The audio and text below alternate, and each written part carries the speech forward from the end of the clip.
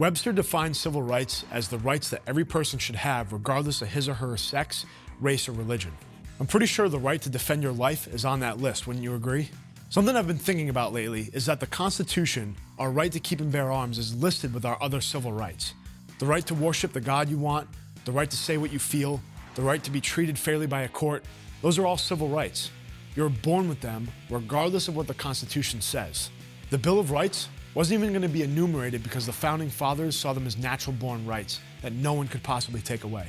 Luckily, some of them saw the threat of future tyranny and thought it was wise to have some of those written out. So just because someone makes a law that says you can't buy, own, or carry a weapon doesn't make it lawful. Jim Crow laws were also passed and enforced, and those were equally as unconstitutional. Too many Americans don't think of the Second Amendment as a civil rights issue, and that's dangerous because all of those rights together define freedom. If you're free to speak but not to worship, you aren't free. If you're free to vote but not to speak, you aren't free either. And if you're free to do everything but defend yourself with a firearm, you're not going to feel very free when you're holding the phone, waiting on the cops to save you from a home invader.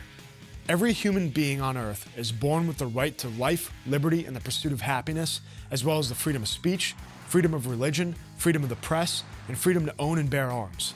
These aren't just American rights, and they aren't rights that the government dictates to its citizens. They are human rights that we're all born with, regardless of the Constitution or government.